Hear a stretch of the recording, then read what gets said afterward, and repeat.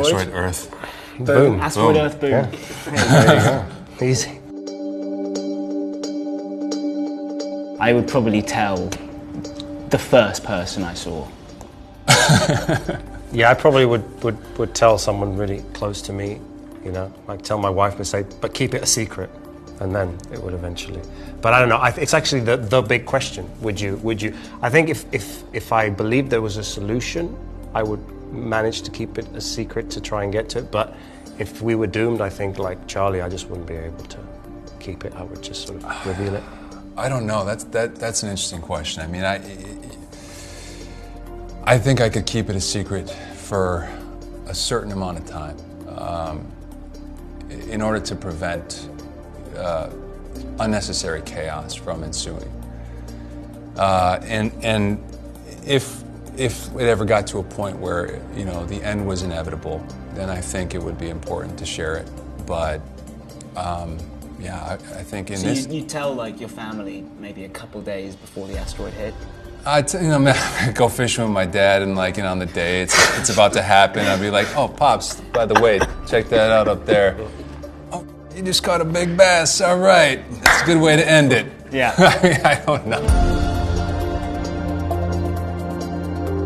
It's really interesting.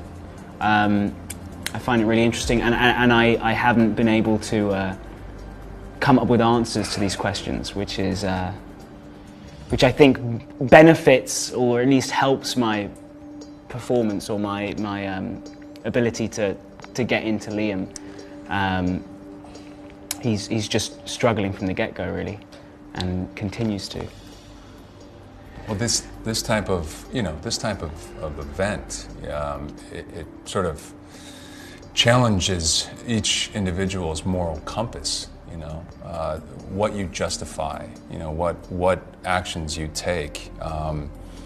You know, it's the difference between right and wrong suddenly becomes very gray when you have so much at stake. But as actors getting to play characters with these type of moral dilemmas, I mean, that's the best type of character to play.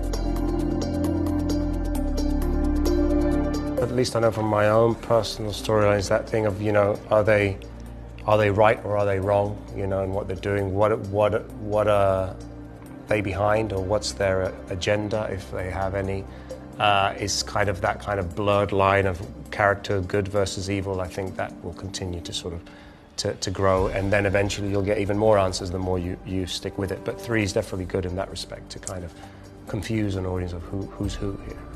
My character gets to have an arc that includes the introduction of his son, and through his relationship with his son, we realize just how much Harris has dedicated his life to service to the country, to protecting the country, so much so that it's been to the detriment of his relationship with his son, and it really gives the audience an understanding of you know, where Harris is and where his allegiances are, at least at this stage in the story. And that's, you know, that was some fun character development to get to play, for sure. Liam's loved one, Gillian, played by Jacqueline Byers, gets it ends up a lot closer to his work than I think he anticipated. So he sort of has to deal with all the tan stuff and Gillian, so that poses some difficulties.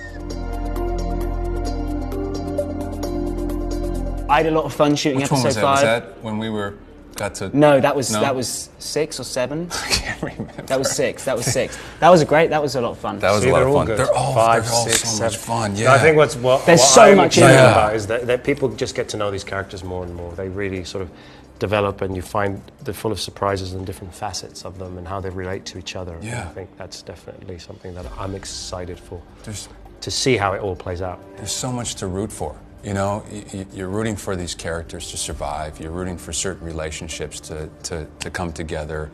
You know, God, I can't wait for people to see it. You know, I mean, it's been so fun to get to perform and collaborate on, and it's exciting stuff. I can't wait for people to see it.